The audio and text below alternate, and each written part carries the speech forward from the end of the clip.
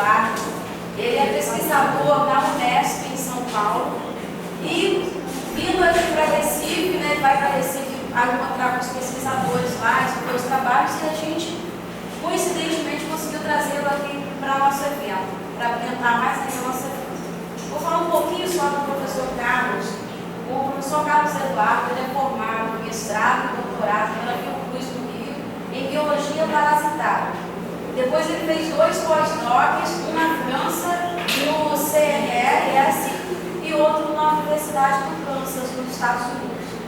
Atualmente, o professor Carlos Eduardo, ele tem 24 trabalhos publicados em revistas de impacto. Quem quiser depois dar uma procurada no Lattes, para ver se tem alguma afinidade com o trabalho que o professor executa. Ele tem total acesso, né, professor Carlos Eduardo, de responder e-mails, de conversar, trocar ideias, tá ok? Então, acho que será uma boa. Hoje a gente vai estar bem atenção. E o Carlos Eduardo vai desenvolver e desenvolve também trabalhos aqui na Paraíba, né? O objeto da tese de doutorado dele foi aqui com doenças de Chagas no estado da Paraíba. Então ele tem muito o que mostrar e a gente, né, atentamente aí para sugar as energias do Carlos Eduardo, a ótima energia. E o Carlos Eduardo também possui um livro, né? Um livro e 3 capítulos de livro publicado. Então quem quiser tiver habilidade para essa linha de pesquisa em doenças de Chagas, epidemiologia da doença e outros vetores também, estamos aí com o Carlos Eduardo. Então, professor Carlos Eduardo, você pode apresentar a sua palestra para a gente? Não precisa de usar o microfone, não. O meu tom de voz é alto, mas se alguém não tiver ouvindo, vocês podem pedir para eu usar o microfone que a gente muda o sistema. Bom, em primeiro lugar, gostaria de agradecer ao convite da professora Blanca, da instituição. E, como a professora mesmo mencionou, é um prazer estar aqui na Universidade Federal do Paraíba, porque foi aqui que eu fiz o objeto do meu doutorado, né, foi a ecoepidemiologia de vetores de doenças de Chagas no sertão da Paraíba, né, voltado para a genética, mas eu atuo em vários campos da ecoepidemiologia, inclusive da ecologia dos vetores da doença de Chagas, que foi onde eu fiz o meu pós-doutorado agora na Universidade de Kansas, e o professor Elaine, inclusive, foi lá me visitar. Eu vou explicar um pouquinho dessa abordagem para vocês também no decorrer da conversa. Como isso é um evento voltado para a ecologia, é um encontro de ecologia, eu vou falar de uma coisa que eu acho que é muito interessante para o curso de ecologia, porque quem é interessado em ecologia, porque eu já falei bastante de ecoepidemiologia dos vetores de doenças de Chagas aqui nessa instituição, né? Então eu vou conectar essa palestra, essa conversa, que eu gostaria que fosse uma conversa, né, os impactos ambientais e seus reflexos na epidemiologia das doenças veiculadas por vetores, mas sempre com enfoque naquilo que eu sou especialista. Vou fazer sempre um link com os vetores da doença de Chagas e a epidemiologia da doença de Chagas no Brasil. Tá? Quando a gente fala em impacto ambiental, o que vem na nossa mente? Vem desmatamento, construção de hidroelétricas, o aquecimento global, os derramamentos de óleo, a poluição química. Logo isso vem na nossa cabeça. Mas o impacto ambiental, às vezes coisas mínimas que o ser humano faz, que ele não tem uma noção de como isso impacta o ambiente e como isso tem reflexo nas doenças transmitidas por vetores, que eu vou conversar com vocês aqui, ele pode, coisas que você não visualiza, assim, que estão dentro daquele contexto das principais coisas que vêm na nossa mente. O simples fato todo de ligar-se à luz no Cristo Redentor em 1932 atraiu uma quantidade de insetos tão grande para o Cristo Redentor que causou um impacto ambiental. Aqueles insetos foram atraídos pelas luzes do Cristo Redentor e ali morreram, né, porque não tinha comida. Quer dizer, naquele momento, aquilo foi feito e o ser humano ainda não tinha ideia do que poderia resultar. Então, aquilo causou uma mortalidade de insetos enorme e na cadeia alimentar os insetos servem de alimentos para pássaros e assim por diante. Então, outras coisas que não estão dentro daquele contexto do impacto ambiental, como o simples hábito que o homem criou de armazenar água, tem grande reflexo na epidemiologia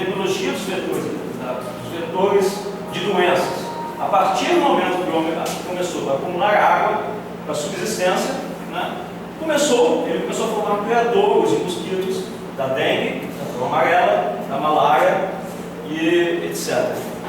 Então a gente tem que pensar sempre no impacto ambiental em qualquer alteração que você desenvolve no meio, não é? E você tem que pensar que não exatamente dentro daquele contexto, mas que aquilo pode propiciar a emergência de uma doença causada por vetores. Então, aqui eu montei mais ou menos um fluxograma, né? Eu já falei do desmatamento. A gente podia dar uma aula sobre cada um dessas ações humanas que podem resultar na emergência de doenças. Mas, isso eu falei que seria coisa de minutos para falar de cada uma. Então, eu vou passar rapidamente nesse fluxograma. O desmatamento, geralmente ele é seguido pelo uso da terra e da água, pela mudança de como você utiliza a terra, né? E, por exemplo, quando você, como eu já falei, começa a armazenar água, você pode ser criador de anofelinos. Isso causou um grande surtos de malária, por exemplo, né? E geralmente ele vem seguido pelo desmatamento, né? E o uso da terra e a forma como que você utiliza a terra, por exemplo, simples forma de criar animais para a subsistência, os cavalos, por exemplo, as pegadas dos cavalos e dos bovinos, eles também servem de criadouros para larvas de mosquitos. Então, isso tudo atua em cadeia. Não é uma coisa isoladamente que vai causar a emergência de uma doença, né? Então, nesse fluxograma, né, a gente vê que várias são as ações humanas que podem propiciar a emergência de doenças. E no resumo, centro desse fluxograma está a emergência de doenças causadas por vetores. As doenças causadas por vetores são as mais sensíveis aos impactos ambientais, segundo esse trabalho que eu estou citando aqui. Quando você mexe no ambiente, você pode causar a emergência de uma série de doenças, mas principalmente das doenças causadas por vetores. Tentando falar rápido para você. Então, um exemplo aqui, a poluição química e industrial pode, quando você polui o ambiente, tipo que a gente conhece, assim, dos pneus, como os pneus, como que servem de criadores eles não só servem de criadores de mosquito da dengue, como também eles possuem toxinas, eles possuem alguns produtos químicos que propiciam com que os insetos sofram mutações e eles se tornem resistentes aos inseticidas. Por quê? Uma vez que aquele inseto que está sendo criado ali no pneu, ele tem que atuar para se desintoxicar das toxinas do pneu, numa espécie de reação cruzada, ele também se torna resistente aos inseticidas que nem ainda foram utilizados. Então a gente tem que pensar que, como eu falei, algumas coisas que a gente não estão no contexto dos impactos ambientais, eles são sim, eles têm reflexos fortes na epidemiologia das doenças causadas por vetores. Este é um dos principais problemas de saúde pública atualmente. São as migrações, estavam naquele fluxograma ali. O que as migrações fazem? Hoje em dia, após a globalização, eu coloquei mais ou menos no fluxograma, a facilidade do ser humano de se movimentar de um continente para outro, de uma cidade para outra. Ontem eu estava em São Paulo, hoje eu estou aqui, amanhã eu posso estar nos Estados Unidos e vocês também, né? Então, isso aqui é mais ou menos como um fluxograma de um trabalho que demonstra que a facilidade que a gente hoje tem de migrar pode causar um impacto tremendo nas doenças veiculadas por vetores. Porque você pode trocar patógenos, você pode trocar também vetores através desses intercâmbios, né? Quando um vetor chega no ambiente, tipo, aqui nós não conhecemos ainda, chegou no vetor de uma doença. Nesse momento, nós não estamos ainda preparados para lidar com um surto de febre amarela, por exemplo, no momento atual. Se a gente tem aqui, nesse momento, o vetor competente para transmitir a febre amarela, que é o Aedes aegypti, mas, por algum motivo, o vírus ou chegou ou não se instalou. E se ele chegar agora e se instalar, ele vai estar num ambiente que não está preparado para lidar com ele em termos imunológicos. Nós não temos um sistema imunológico preparado ainda para suportar uma epidemia de febre amarela, né, ou de malária, ou seja, qualquer outra doença que você possa procurar. Nem clinicamente, a gente não tem um sistema de saúde ainda tão preparado para lidar com uma doença exótica. Estou dando exemplo da febre amarela, mas pode ser outra. E nem sob o ponto de vista comportamental. Então, as migrações estão entre os principais eventos associados a impactos ambientais que causam problemas em saúde pública. E eu vou falar disso aqui, depois eu vou dar cada exemplo disso no contexto da doença de Chagas, que foi o objetivo da palestra, né? Bom, agora eu já vou começar a falar um pouquinho da doença de Chagas, dos ciclos que nós temos, né, da doença de Chagas. Nós temos uma série de reservatórios. A doença de Chagas é originalmente uma doença, uma exotia silvestre, que hoje em dia é uma antropozoonose, uma doença onde o homem entra no ciclo, existe o ciclo silvestre, o peridomiciliar e o domiciliar. No ciclo silvestre, quando a doença de Chagas era só uma doença silvestre, esses eram os reservatórios naturais do Trypanosoma cruzi, o agente etiológico da doença de Chagas, né? O principal ainda hoje é a gambá, nós temos o tatu, alguns roedores, primatas, coatis e inclusive os morcegos. Então, quando acontece uma emergência de uma doença, um problema de saúde pública, quando esses elementos, quando todos os elementos de uma cadeia epidemiológica, os elementos biológicos, que são o reservatório, no caso da doença de Chagas, exemplificando a doença de Chagas, o vetor, o humano e o patógeno, eles se encontram em um determinado espaço geográfico que a gente chama de nidos da epidemiologia. Então, lembra que eu falei das migrações, do problema que eles podem causar, as migrações humanas,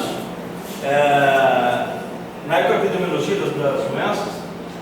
A doença de Chagas, ela só se tornou um problema, um dos maiores problemas de saúde pública do Brasil e de todo o Cone Sul, esse pedaço chamado de Cone Sul, porque o ser humano transportou em suas migrações durante o ciclo de café, principalmente, né, por um inseto vetor que não era brasileiro. Esse inseto, ele ocorria na Bolívia, no Chaco boliviano, e foram as migrações humanas que propiciaram com que esse inseto, o curso dele foi mais ou menos esse.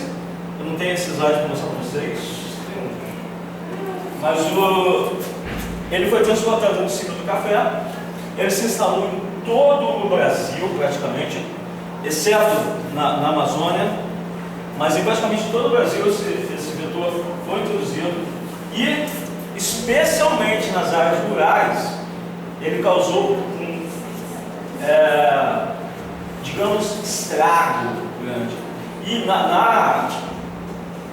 em Minas Gerais e no Rio Grande do Sul, 8,8% da população era soro positiva para a doença de Chagas no inquérito sorológico de 1980.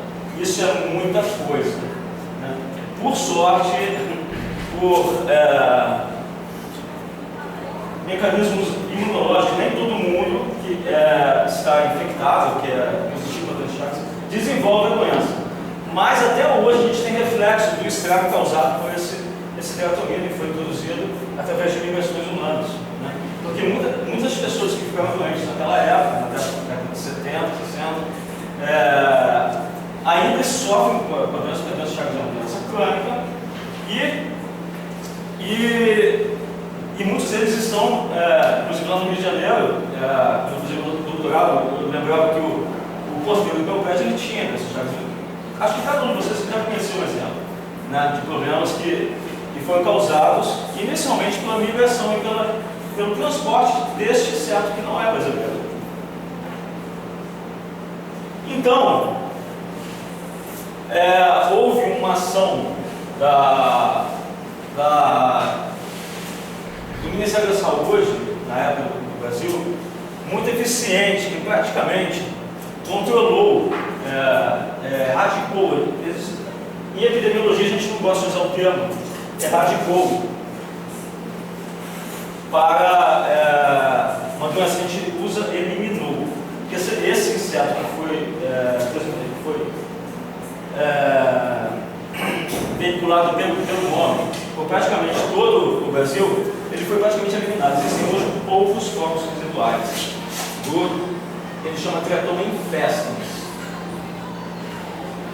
Então foi um trabalho árduo do Ministério da Saúde, trabalho duro, né, para erradicar esses vetores. Na verdade, o Tratoma infestans era o principal vetor, mas existia também Mógenos prolixos, que são Mógenos megiços, e Tratoma brasiliensis, que ainda é um problema no Brasil. Por quê? Ele é um vetor autóctone, vou falar disso daqui a pouco. Então, esse é o gráfico de como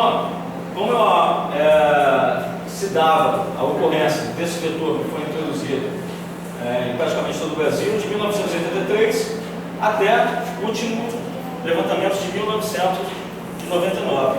Esse quadro mudou. Infelizmente, apareceram agora outros focos residuais desse vetor.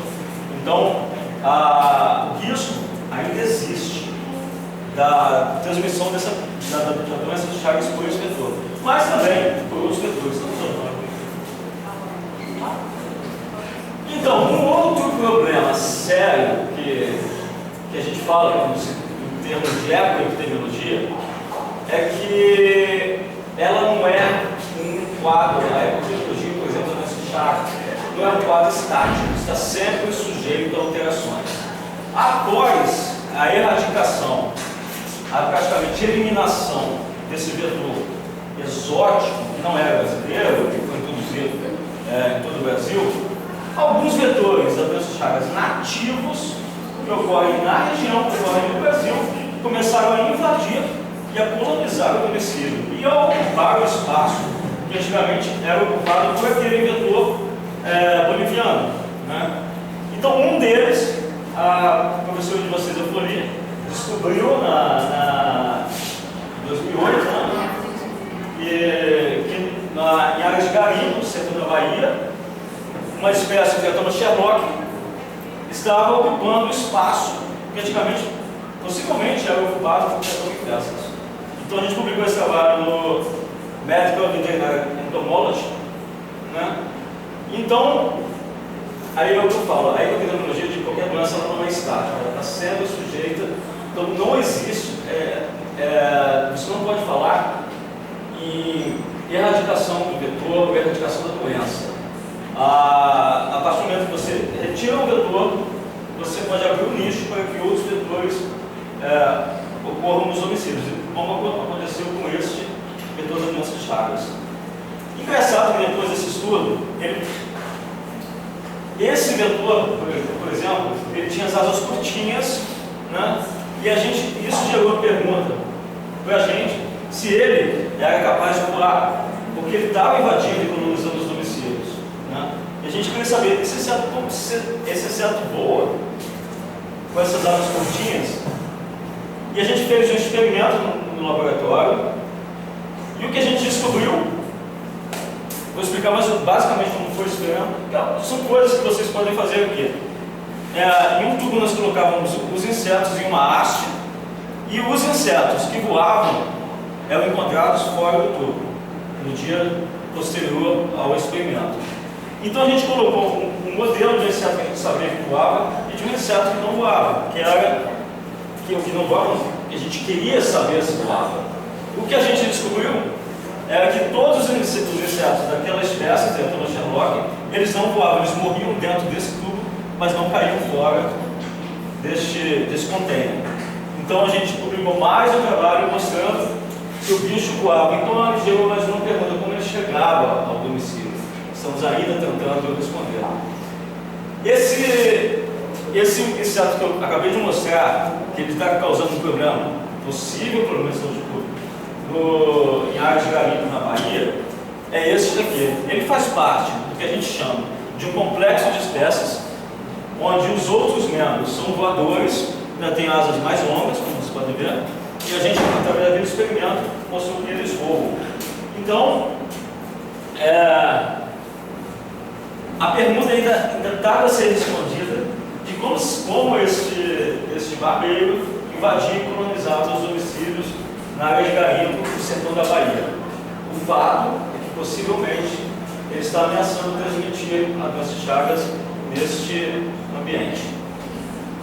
Como ele faz parte de um complexo de espécies que são associadas, nós fizemos isso, gerou uma outra pergunta: se eles poderiam se cruzar e gerar indivíduos férteis. Através de um outro experimento no laboratório, nós vimos que eles podiam se cruzar. O mais interessante desse experimento foi que os híbridos, esses aqui são híbridos entre os voadores e não voadores, todos os híbridos voavam, eram capazes de voar e também possuíam as pernas mais longas, como aquele não voador. Aí eu brinquei, falei que eram os monstrinhos da aluna de iniciação que desenvolveu esse experimento, porque esse inseto poderia talvez andar tão rápido quanto não voador, mas também voar. Sob o ponto de vista epidemiológico, o que isso tem a ver, né, na epidemiologia da doença de Chagas? Através das migrações humanas, você pode colocar esses insetos em contato. E se eles se encontrarem, e se eles gerarem esses híbridos? Talvez esses híbridos sejam muito mais hábeis, muito mais aptos a invadir e colonizar o domicílio do que os seus parentais, porque um voa mais, o outro é capaz de andar mais. Então, mais uma vez eu falo, as migrações humanas, o intercâmbio de insetos, vetores, que o ser humano propicia, né, através o inseto pode ser carregado numa mala ou numa roupa, no ovo do inseto. Então, os reflexos dessas coisas que a gente acha que é simples são desconhecidos e podem atuar como agravantes na epidemiologia de uma doença importante como a doença de Chagas.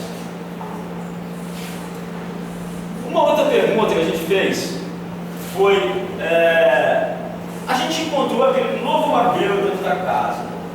Para a doença de Chagas se instalar, já foi comprovado que é necessária a coabitação do ser humano com o vetor para a doença de Chagas se instalar como uma endemia. Se você tem só invasões esporádicas de vetores, a doença não se instala-se uma endemia propriamente dita. Então, os impactos ambientais também têm sido associados com a capacidade dos vetores de se adaptar ao ambiente doméstico. Esse fenômeno é chamado de domiciliação dos vetores. Há muito tempo atrás eu fui buscar na literatura para entender como isso acontecia com os vetores da doença de Chagas, como eles passavam do estágio silvestre para sinotrópicos e domiciliados. Eu busquei na mosca doméstica qual era a explicação para isso. Tudo começava para a mosca doméstica a partir da criação de animais domésticos que atraíam as moscas com suas fezes, e parece um fenômeno parecido acontecia com os vetores. Os animais que você criava, a gente cria no ambiente peridoméstico, atrai os vetores e em seguida eles passam por estágios até se tornarem domiciliados. Então, e são esses vetores que fazem uma espécie de seleção natural, né? Uma seleção natural, e esses que vão invadir as casas vizinhas. Então, esse fluxograma tenta mostrar mais ou menos isso. Não vou explicar explicar com detalhes. Um outro problema que a gente tem agravante, né, porque o fator que propicia a emergência de doenças é que os reservatórios estão cada vez mais próximos do homem. A exemplo disso, temos o gambá. O gambá era tido antigamente como um animal exclusivamente silvestre. Se você olhar na literatura de trabalhos antigos, a menção do gambá é como um animal silvestre. Hoje em dia, esse animal tem em todo o lugar. Aqui são uma foto nos Estados Unidos, dele na janela de uma casa. Aqui no Brasil a gente vê esse animal circulando, aqui na Bahia mesmo, ou em qualquer, no Rio de Janeiro, eles estão circulando entre a gente. E eles são reservatórios do Trypanosoma cruzi. Bom, agora a gente vai falar um pouquinho mais da epidemiologia da doença de Chagas. Atualmente, a doença de Chagas está praticamente controlada. Esses vetores estão aparecendo, eu não sei, no caso que tentou chamar, mas eles estão relativamente sob controle. Mas, na Amazônia, uma situação incomum a doença de Chagas vem se emergindo na Amazônia como um problema de saúde pública, que na verdade gerou mais perguntas, vem gerando mais perguntas do que respostas. Mas é uma situação atual. Se olharmos os mapas, isso aqui pode mostrar para vocês sabem muito bem, que a Amazônia no Brasil, ela ocupa essa região, mas a Amazônia também pega parte da Bolívia, Peru, Colômbia, Venezuela, Guiana e Suriname. E em todos esses países, a doença de Chagas tem emergido como problema de saúde pública. Esse trabalho foi publicado pelo nosso grupo, que ilustra muito bem o desconhecimento que nós temos da floresta, da diversidade da floresta amazônica, tanto em termos de vetores, quanto em termos de parasita, né? Porque recentemente nós descobrimos uma nova espécie de vetor da doença Chagas que ocorre na região amazônica. E talvez seja só mais uma das diversas que ainda estejam a ser descobertas. Mas já existem alguns vetores que são reconhecidos de relativa importância na ecoepidemiologia da doença Chagas na Amazônia. 18 espécies são conhecidas na Amazônia brasileira e 25 em toda a Amazônia. Se você olhar o mapa antigo do problema de risco da doença de Chagas, você vê que a Amazônia não era considerada área de risco. Mas um exemplo de como a ecoepidemiologia de uma doença, ela não é, isso é um padrão estático, ela é dinâmica, né? Então, isso é um mapa antigo, né? E atualmente, se a gente for olhar uma tabela dos casos agudos da doença de Chagas, a gente vê que a região norte, né, que pega a região amazônica, é onde apresenta o maior número de casos atualmente. Então, o panorama das doenças, o panorama epidemiológico das doenças, eles vêm continuamente mudando. E é essa atenção que a gente tem que ter, né, quando se trata da epidemiologia, da ecoepidemiologia de qualquer enfermidade. Uma das possíveis explicações para a transmissão da doença de Chagas com esses índices de casos de doença de Chagas aguda na Amazônia seria a construção de casas próximas às palmeiras, que é o ecótopo natural, é o ambiente natural de espécies do gênero Rhodus, e que essas espécies são atraídas pela luz e chegam na casa e ali picam os moedores e transmitem a doença de Chagas, mas tem uma característica diferente do que acontecia em todo o restante do Brasil, com os vetores domiciliados. E esses vetores, eles não se instalam na casa. Então, a doença é causada esporadicamente por algum motivo que ninguém sabe explicar ainda. Lembra que eu falei da domiciliação dos vetores? Na Amazônia, você não encontra colônias de insetos colonizando os domicílios. Então, essa é uma das possíveis explicações pelos altos índices de casos agudos da doença de Chagas atualmente na Amazônia brasileira. Existem outras possíveis explicações, né? Existe o chamado ciclo diurno, que é quando o homem entra na mata para suas atividades de extração, por exemplo, da piaçaba, e ele é picado pelo barbeiro nessas atividades de trabalho, né? E no ciclo noturno, como eu falei, quando o barbeiro eventualmente invade a casa e sucumbe e ali não se instala por razões ainda desconhecidas.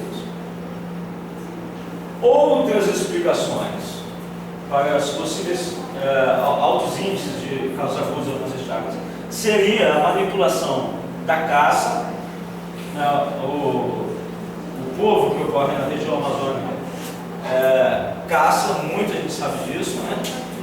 Talvez só o ato de você manipular a caça, e se aquele animal estiver infectado, você pode também infectar. Por isso que eu sempre falo, gente, é preferível que você compre carne ali no açougue, que você não corre risco nenhum, você não sabe que aquele animal está infectado, né, do que você matar um animal silvestre para se alimentar. Você pode também estar correndo o risco de contrair doença de Chagas de corpo, que é outra doença que ocorreria no ambiente silvestre. Só pelo ato de manipular. Mas pode, uma das explicações seria a ingestão de carne mal cozida. A outra explicação é a que vocês devem ter ouvido muito falar, que seria a ingestão do açaí, né? Os barbeiros que são atraídos pela luz, o açaí, o sistema de trabalho do açaí envolve eles posicionam uma luz próxima ao aparato que macera o açaí, e os barbeiros que são atraídos pela luz caem nesse recipiente e são triturados junto com o açaí.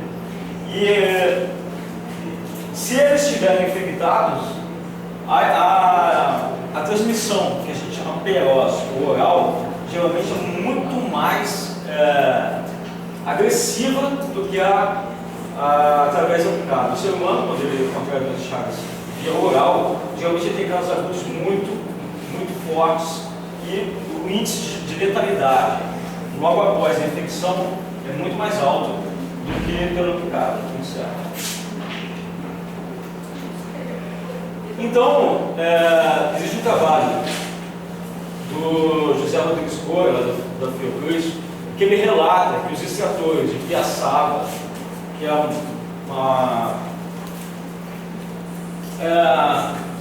um material que é utilizado nas vassouras, isso é uma fonte de renda comum no Nordeste brasileiro, que eles relatavam que os barbeiros, onde eles trabalhavam, vinham voando em enxames e com a proposta de estirada famintos.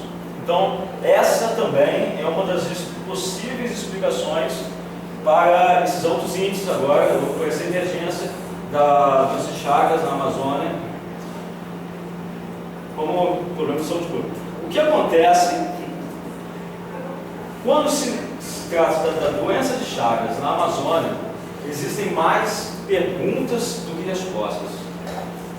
Uma delas é a determinação precisa da forma de infecção. Como eu falei para vocês, existem várias hipóteses para o alto índice de pessoas positivas para a doença de Chagas na Amazônia. Não se conhece a biologia, a ecologia e a diversidade genotípica dos vetores. Como eu falei, agora mesmo foi descoberta uma nova espécie de doença de Chagas e deve ter muito mais parasitas circulantes que a gente não conhece na Amazônia. Uma coisa que interessante é que, embora o índice de pessoas positivas para a Trypanosoma cruzi na Amazônia seja muito maior do que nos outros estados, por razões desconhecidas, o índice de pessoas que chegam a adoecer é bem menor.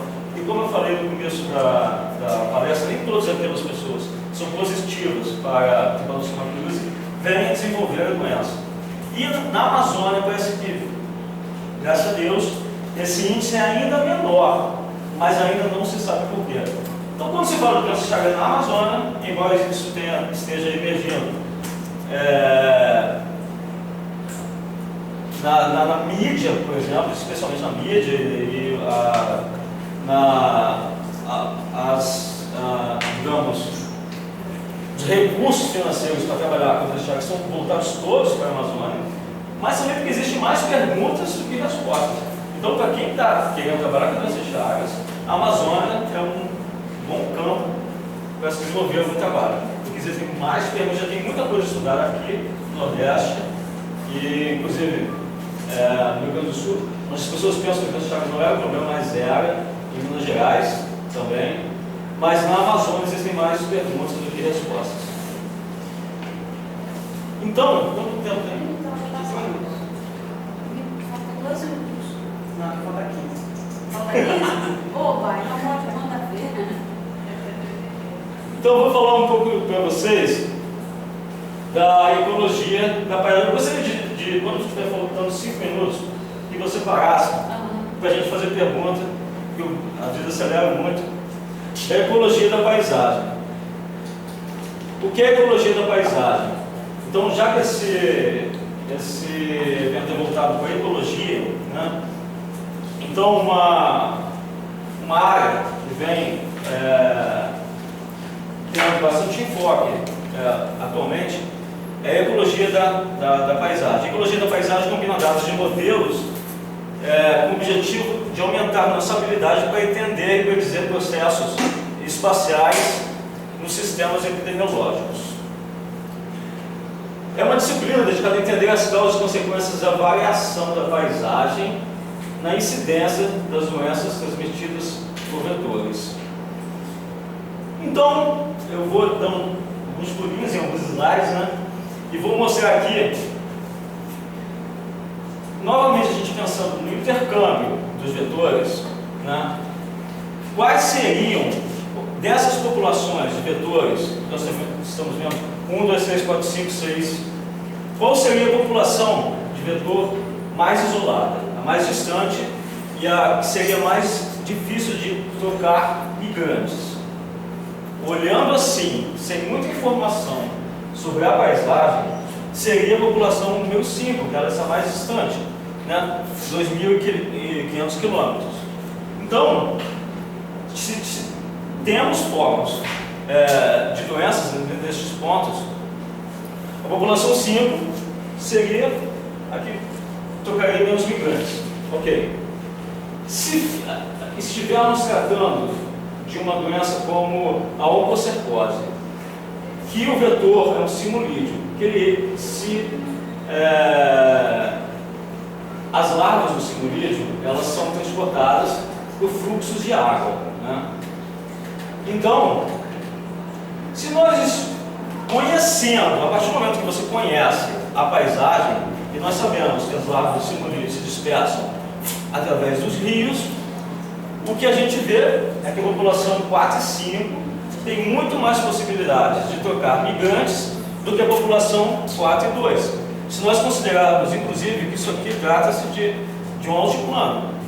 Então, isso aqui propicia para o simulídeo uma barreira para a população 2 e 4, e a população 4 e 5 vão trocar muito mais migrantes facilmente. Mas isso só é possível a partir do conhecimento da biologia do inseto. Para você trabalhar a ecologia da paisagem, você tem que conhecer como o inseto vive. A gente sabe que o simulídeo, que as larvas do simulídeo se dispersam pelos cursos de água.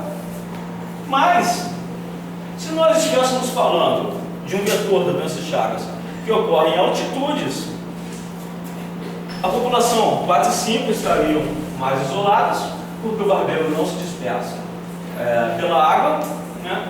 Mas a população 2 e 3 estariam mais conectadas, porque os altiplanos para essa espécie de vetor da doença de Chagas representam uma forma de conectividade. Né? Eles conseguem, a população 3 e 6 estariam mais isolados, porque esse é aquele barbeiro que eu falei que não voa, porque tem um curso de água aqui, mas a população 2 e 3 poderiam estar mais conectadas. Então, a ecologia da paisagem é a ciência que tenta entender os padrões de migração dos insetos através do conhecimento que você tem da paisagem. E é uma área da ciência que está emergindo como estratégica para o conhecimento das doenças transmitidas por vetores. Então, Tem tempo. Sim,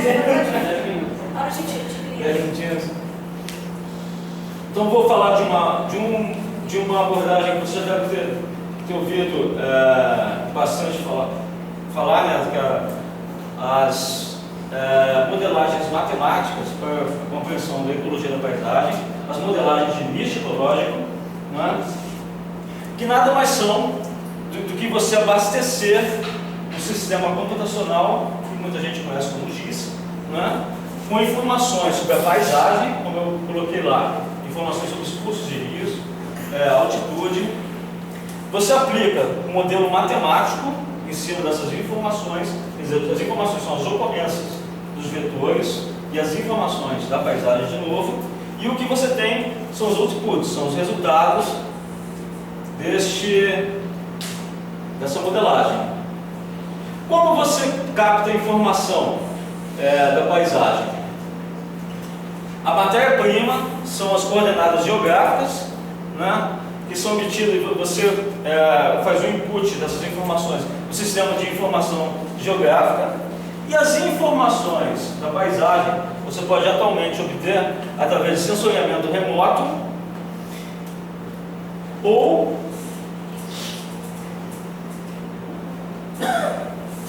vou falar principalmente de sensoriamento remoto, que nada mais é do que a captação de informações da paisagem com a utilização de radiômetros espaciais que mensuram o índice de informação que você tem na superfície terrestre. Através do sensoriamento remoto, aqui onde eu estou, eu posso extrair variáveis como a elevação, a temperatura máxima do meio mais quente, a temperatura mínima, a precipitação anual, a precipitação dos meses mais úmidos e a precipitação dos meses mais secos. Mas aí você pode perguntar, essas não são as mesmas variáveis que eu posso obter das estações meteorológicas? Podem sim, mas a estação meteorológica está ali, naquele ponto. Eu consigo, através do sensoriamento remoto, essas informações deste ponto específico que eu estou agora. E se eu quiser 100 metros, eu também consigo todas essas informações. Outra forma de trabalhar a ecologia da paisagem seria, que está sendo bastante utilizada, seriam fotos aéreas. Aqui nós temos sensoriamento remoto, fotos aéreas. E qual é a matéria-prima para a ecologia da paisagem? Seriam coordenadas geográficas do organismo, de ocorrência do organismo em questão, e você aplicar um conjunto de variáveis previamente selecionadas de acordo com um padrão epidemiológico. Quer dizer, se eu estou trabalhando com vetores aviões em Chagas, eu quero saber a altitude, que é o fator importante para mim, porque aquele padrão que eu mostrei, ele ocorre em altiplanos. E se eu estiver trabalhando com simulídeo, as informações que eu vou selecionar para fazer a minha modelagem seriam a pluviosidade, por exemplo. Então, um bom modelo deve incluir as variáveis que possam ter significância para a biologia e manutenção da espécie. Então, como eu falei, eu conhecendo a biologia do vetor da doença de Chagas, eu vou escolher a variável altitude como uma importante para a manutenção do vetor. Se eu estiver trabalhando com simulídeo ou com o vetor da dengue, por exemplo, o culicídio, né, eu vou querer saber o índice de pluviometria. Bom, eu acho que... Tá beleza? Tá beleza. Tá beleza? Então, gente, Eu coloquei muitos slides, eu vou muito rápido. E eu gostaria de abrir assim para perguntas de vocês sobre. Eu gostaria só de complementar que eu coloquei essa introdução à ecologia da paisagem, porque eu gosto de dar um enfoque às coisas que vocês podem desenvolver aqui, entendeu? E esse é o tipo de abordagem que vocês podem desenvolver aqui, porque ela necessita basicamente de um computador. O investimento que vocês têm que ter para desenvolver uma modelagem de metodológica é comprar um software, né? Isso com verba de projeto que vocês compram, e é uma abordagem atualmente extremamente estratégica, porque através dela você consegue modelar os padrões de transmissão de possíveis dispersão das doenças e os padrões ecológicos, como prever a ocorrência de um determinado organismo que vocês querem vir a trabalhar. Então, basicamente isso que eu queria fornecer também para vocês. Além de uma visão da epidemiologia, da doença de Chagas, dos impactos ambientais, também fornecer talvez uma abordagem que vocês possam vir a trabalhar aqui. Então, perguntas?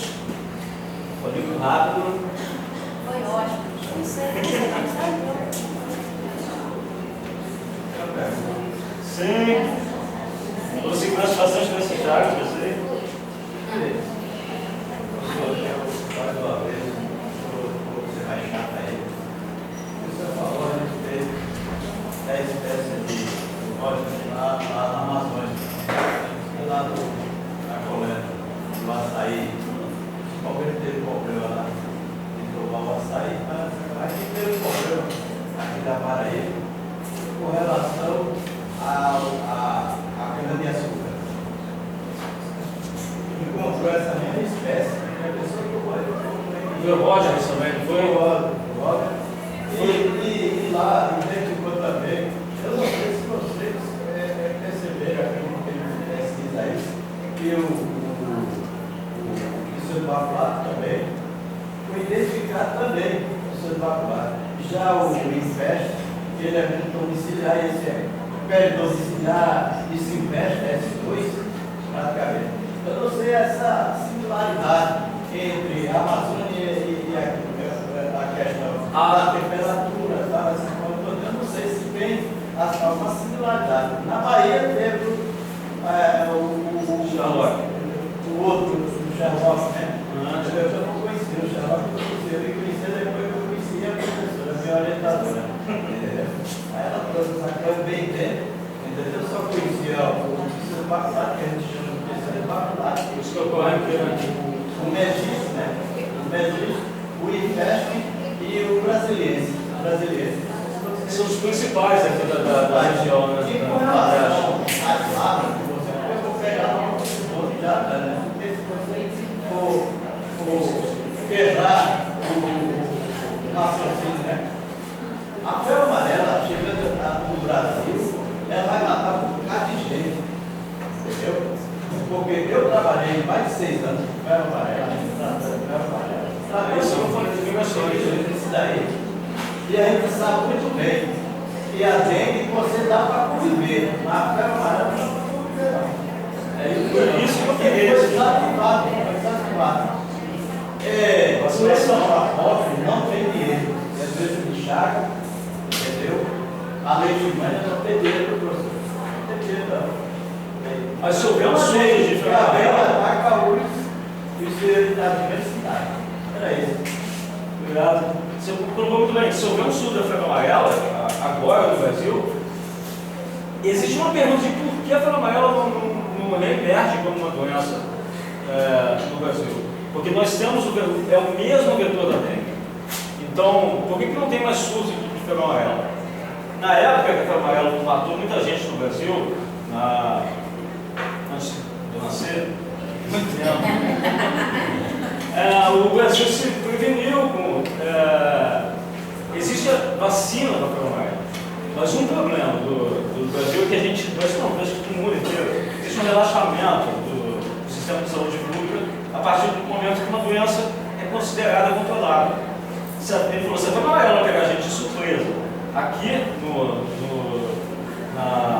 João Pessoa, por exemplo, nós temos um vetor competente, é o Aedes aegypti. Só não temos o vírus. Lembra que eu coloquei no mitos? Quando encontra vetor, ambiente e hospedeiro. E o hospedeiro, no caso da febre amarela, é o ser humano.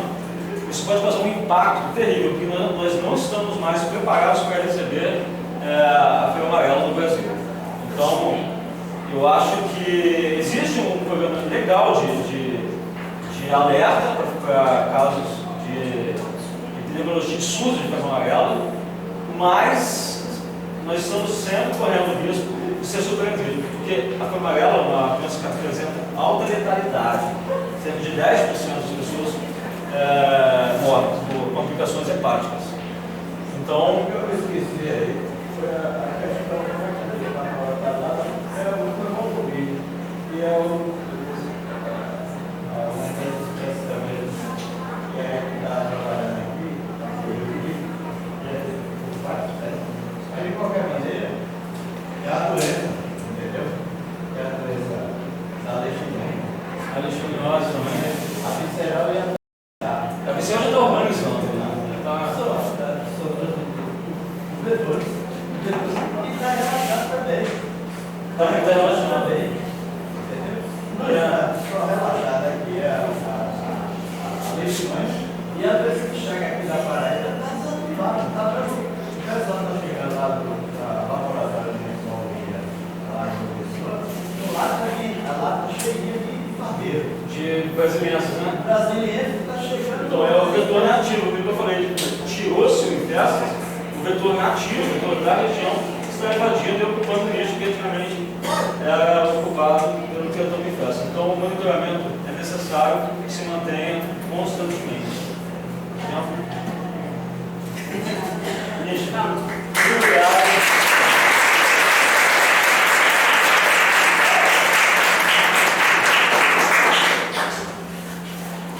Vou deixar meu e-mail com a professora. Se vocês quiserem manter contato com projetos, é só me passar e-mail, eu respondo rápido e eu vou ter o prazer de manter colaborações com vocês.